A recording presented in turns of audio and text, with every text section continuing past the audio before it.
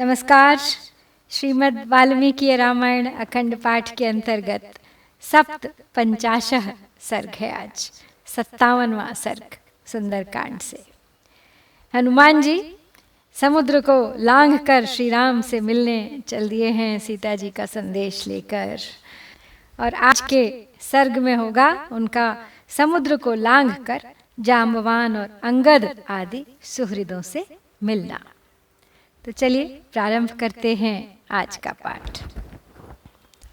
आप्लुत्य च महावेगः पक्षवानिव पर्वतः भुजंग यक्ष गंधर्व प्रबुद्ध कमलोत्पलं स चंद्रकुमुदं रम्यं सार्ककारण्डवं शुभम् तिष्य श्रवणकादम्बमभ्रशैलवलशाद्वलम् पुनर्वसुमहामीनं लोहिताङ्गमहाग्रहम् ऐरावतमहाद्वीपं स्वातिहंसविलासितम् वातसंघातजालोर्मिचन्द्रांशुशिशिराम्बुमत् हनुमान् परिश्रान्तः पुप्लुवे गगनार्णवम्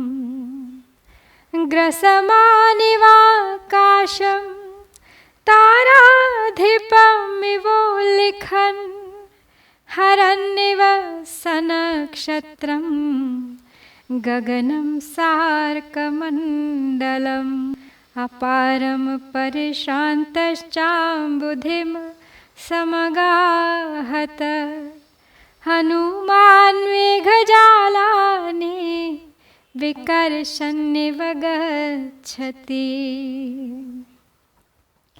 तो पंखधारी पर्वत के समान महान वेगशाली हनुमान जी बिना थके मांदे उस सुंदर एवं रमणीय आकाश रूपी समुद्र को पार करने लगे, जिसमें नाग, यक्ष और गंधर्व खिले हुए कमल और उत्पल के समान थे। चंद्रमा, कुमुद और सूर्य जल कुक्कुट के समान थे। पुष्य और श्रवण नक्षत्र, कलहंस तथा बादल सेवार और घास के तुल्य थे। पुनर्वसु विशाल मत्स्य और मंगल बड़े भारी ग्राह के सदृश थे।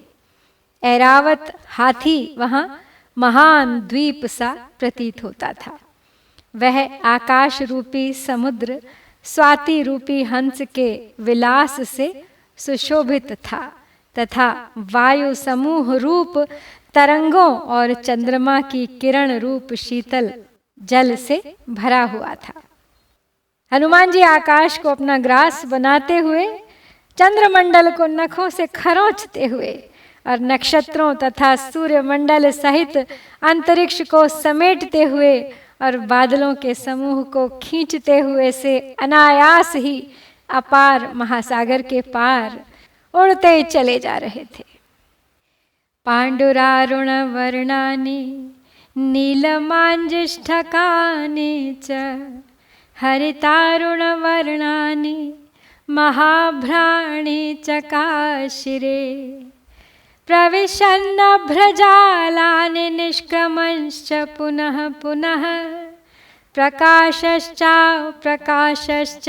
चन्द्रमा इव दृश्यते विविधाभ्रघनापन्नगोचरो धवलाम्बरः दृश्यादृश्य तनुर्वीरस्तथा चन्द्रायतेऽम्बरे तार्क्ष्यायमाणो गगने स बभौ वायुनन्दनः दारयन् मेघवृन्दानि निष्पतंश्च पुनः पुनः।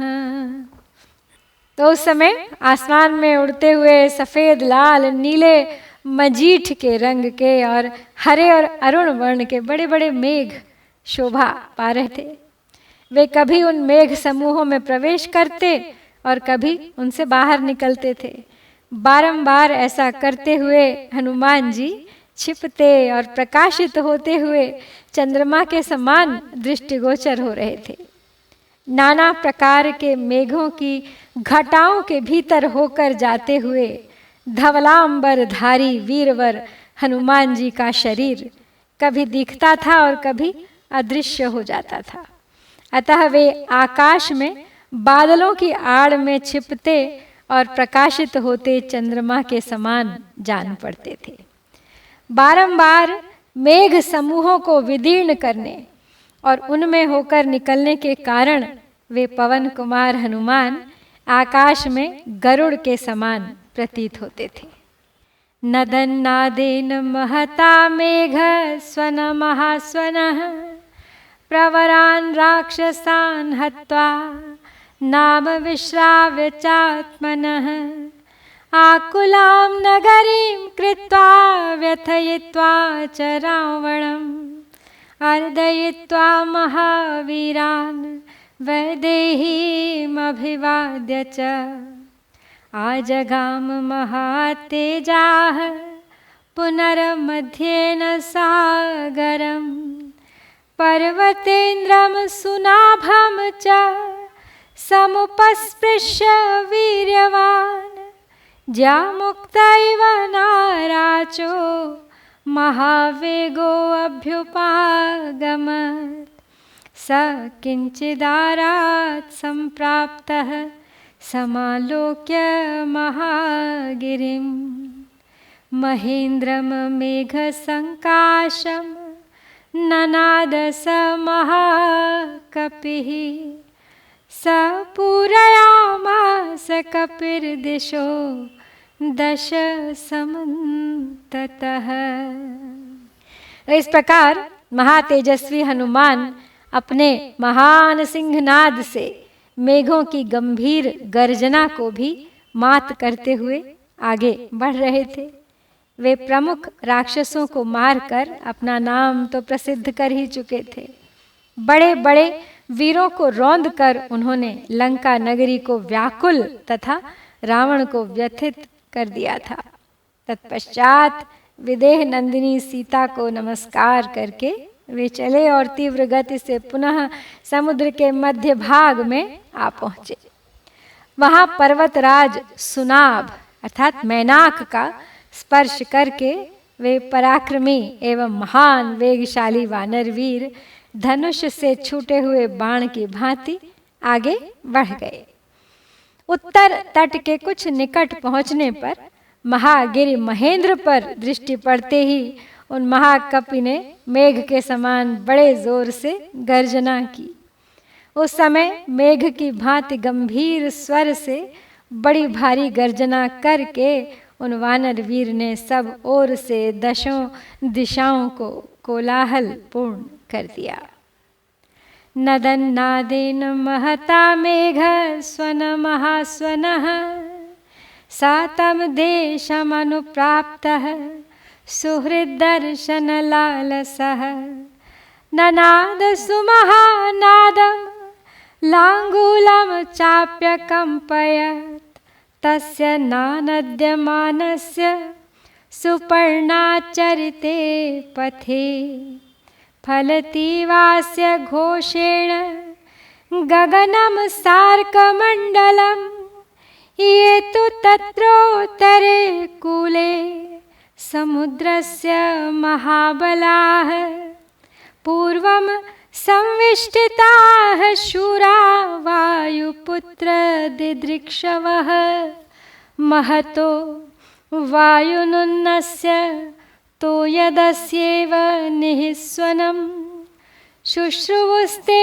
तदा घोषमूरुवेगं हनुमतः ते दीनमनसः सर्वे शुश्रुवः काननौकसः वानरेन्द्रस्य निर्घोषं पर्जन्यनिनदोपमम्। तो हनुमान जी फिर अपने मित्रों को देखने के लिए उत्सुक होकर उनके विश्राम स्थान की ओर बढ़े और पूंछ हिलाने एवं जोर जोर से सिंहनाद करने लगे। जहाँ गरुड़ चलते हैं उसी मार्ग पर बारंबार सिंहनाद करते हुए हनुमान जी के गंभीर घोष से सूर्यमंडल सहित आकाश मानो फटा जा रहा था। उस समय वायुपुत्र हनुमान के दर्शन की इच्छा से जो शूरवीर महाबली वानर समुद्र के उत्तर तट पर पहले से ही बैठे थे, उन्होंने अनिष्ट की आशंका से जिनके मन में दीनता छा गई थी, उन समस्त वनवासी वानरों ने उन वानर श्रेष्ठ हनुमान का मेघ गर्जना के समान जब सिंहनाद सुना तो वे हर्षित हो गए। निशम्य नदतो नादम वानरास्ते समन्ततः बभूवुरुत्सुकाः सर्वे सुहृद्दर्शनकाङ्क्षिणः जाम्बवान् स हरिश्रेष्ठः प्रीतिसंहृष्टमानसः उपामन्त्र्य हरिं सर्वानिदं वचनम् अब्रवीत्। सर्वथा कृतकार्योऽसौ हनुमान् नात्र संशयः न ह्यस्या कृतकार्यस्य नाद एवं विधो भवेत्। तस्य बाहुरुवेगं च निनादं च महात्मनः निशम्य हरयो हृष्टाः समुत्पेतुर्यतस्ततः ते नगाग्राणि शिखरात् शिखराणि च प्रहृष्टाः समपद्यन्त हनुमन्तं दिदृक्षवः। तो गरजते हुए पवन कुमार का वो सिंहनाद सुनकर सब ओर बैठे हुए समस्त वानर अपने सुहृद हनुमान जी को देखने की अभिलाषा से उत्कंठित हो उठे। वानर भालुओं में श्रेष्ठ जाम्बवान के मन में बड़ी प्रसन्नता हुई। वे हर्ष से खिल उठे और सब वानरों को निकट बुलाकर इस प्रकार बोले, इसमें संदेह नहीं कि हनुमान जी सब प्रकार से अपना कार्य सिद्ध करके ही आ रहे हैं। कृत कार्य हुए बिना इनकी ऐसी गर्जना नहीं हो सकती। महात्मा हनुमान जी की भुजाओं और जांघों का महान वेग देख तथा उनका सिंहनाद सुन सभी वानर हर्ष में भरकर इधर उधर उछलने कूदने लगे। हनुमान जी को देखने की इच्छा से वे प्रसन्नता पूर्वक एक वृक्ष से दूसरे वृक्षों पर तथा एक शिखर से दूसरे शिखरों पर चढ़ने लगे। ते प्रीताः पादपाग्रेषु गृह्य शाखामवस्थिताः वासांसि च प्रकाशानि समाविध्यन्त वानराः गिरिगह्वरसंलीनो यथा गर्जति मारुतः एवं जगर्ज बलवान् हनुमान् मारुतात्मजः तमभ्रघन संकाशमापतन्तं महाकपिं दृष्ट्वा ते वानराः सर्वे तस्थुः प्राञ्जलयस्तदा ततस्तु वेगवान् वीरो गिरेर्गिरिनिभः कपिः निपपात गिरेस्तस्य शिखरे पादपाकुले हर्षेणापूर्यमाणोऽसौ रम्ये पर्वत निर्झरे छिन्नपक्ष इवाकाशात् पपात धरणीधरः। तो वृक्षों की सबसे ऊंची शाखा पर खड़े होकर वे प्रीतियुक्त वानर अपने स्पष्ट दिखाई देने वाले वस्त्र हिलाने लगे। जैसे पर्वत की गुफाओं में अवरुद्ध हुई वायु बड़े जोर से शब्द करती है, उसी प्रकार बलवान पवन कुमार हनुमान ने गर्जना की। मेघों की घटा के समान पास आते हुए महाकपि हनुमान को देखकर वे सब वानर उस समय हाथ जोड़कर खड़े हो गए। तत्पश्चात पर्वत के समान विशाल शरीर वाले वेगशाली वीर वानर हनुमान, जो अरिष्ट पर्वत से उछलकर चले थे, वृक्षों से भरे हुए महेंद्र गिरि के शिखर पर कूद पड़े। हर्ष से भरे हुए हनुमान जी पर्वत के रमणीय झरने के निकट पंख कटे हुए पर्वत के समान आकाश से नीचे आ गए।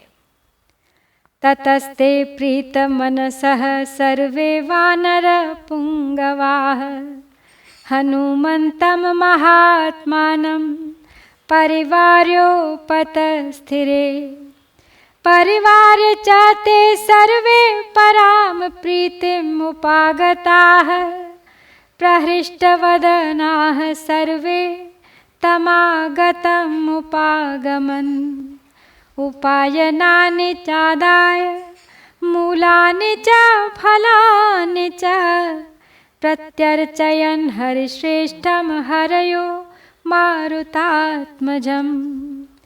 विनेदुर्मुदिताः केचित् केचित् किलकिलां तथा हृष्टाः पादपशाखाश्च आनिन्युर्वानरर्षभाः। हनुमांस्तु गुरून् वृद्धान् जाम्बवत् प्रमुखांस्तदा कुमारमङ्गदं चैव सोवन्दत महाकपिः।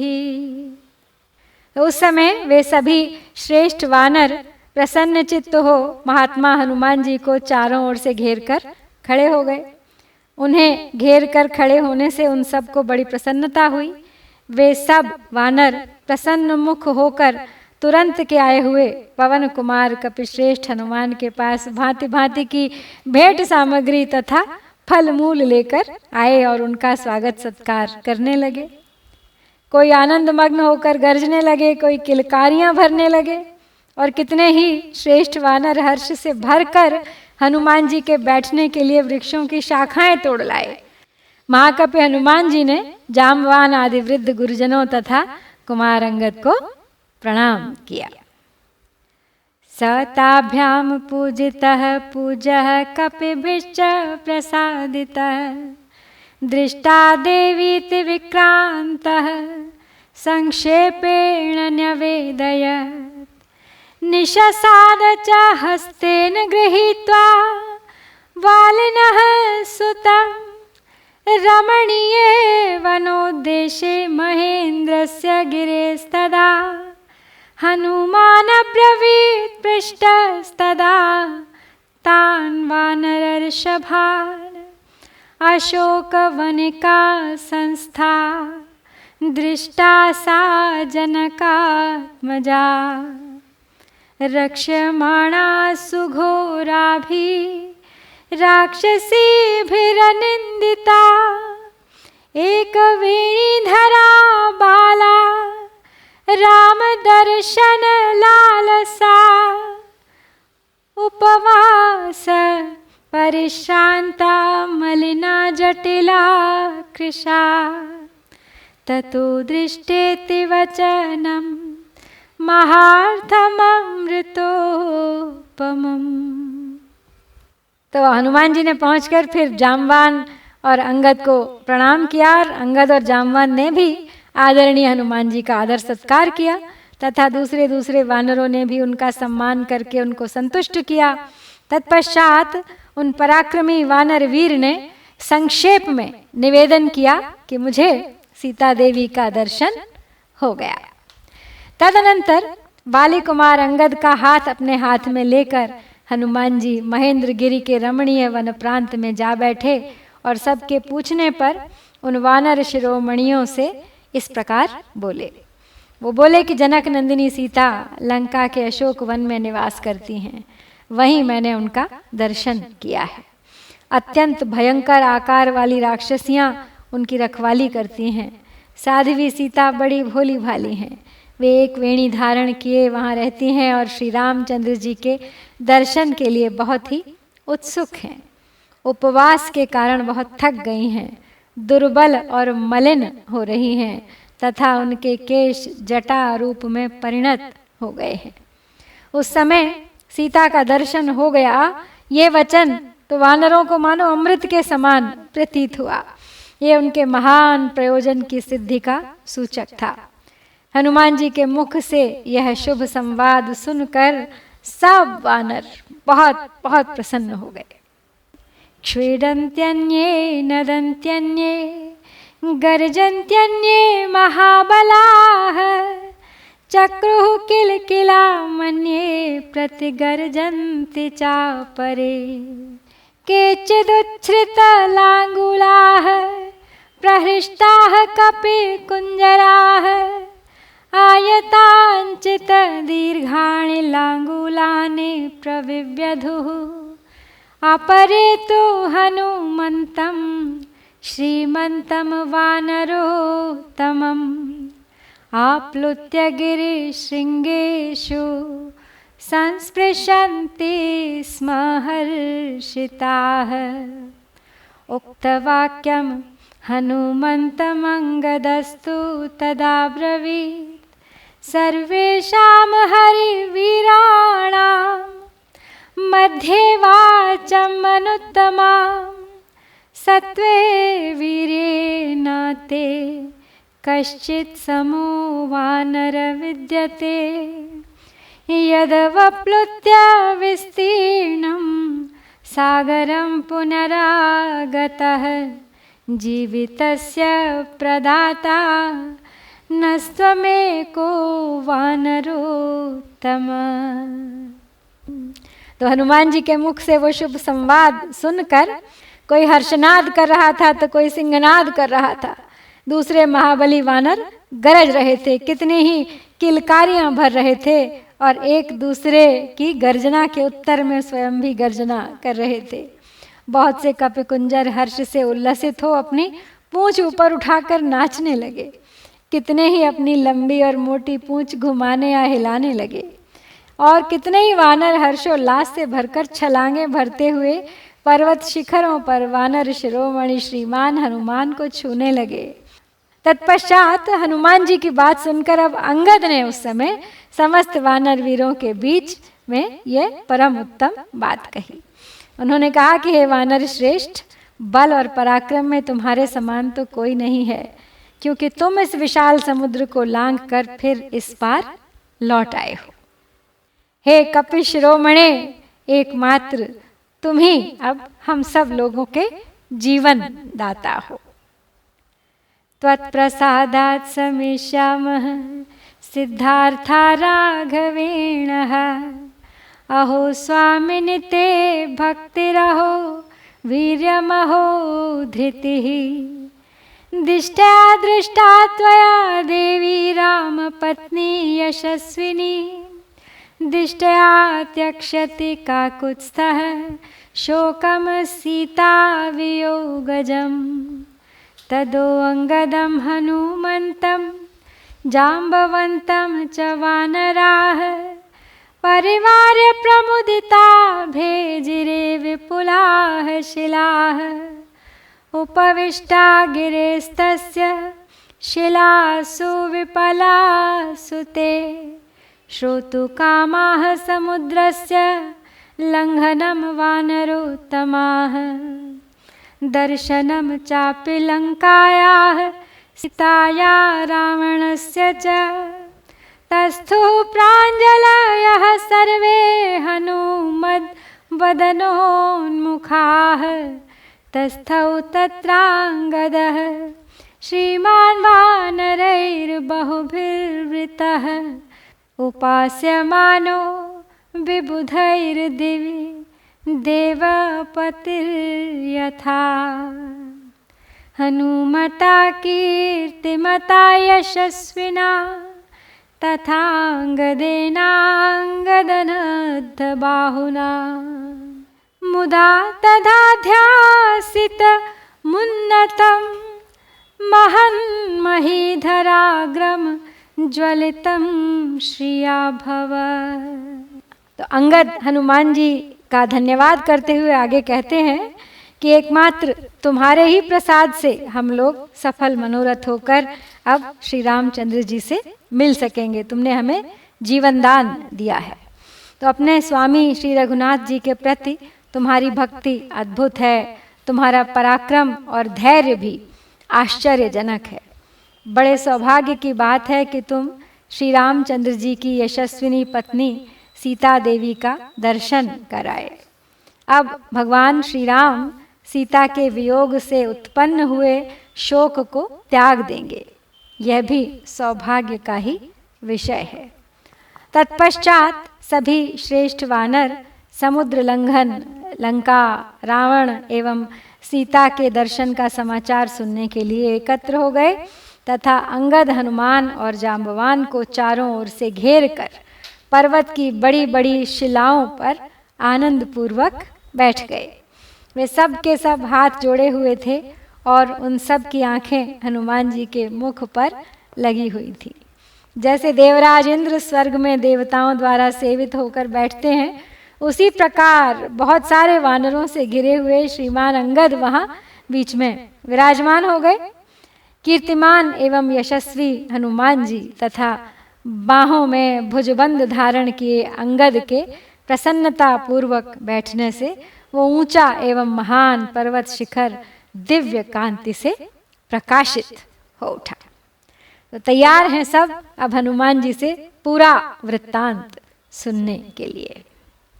तो इस प्रकार यहाँ श्री वाल्मीकि निर्मित आर्ष रामायण आदि काव्य के सुंदर कांड में 57वां सर्ग पूरा होता है। इत्यार्षे श्रीमद् रामायणे वाल्मीकिये आदि काव्ये सुंदर कांडे 57 सर्गः। ओम श्री सीता रामचंद्राभ्याम नमः।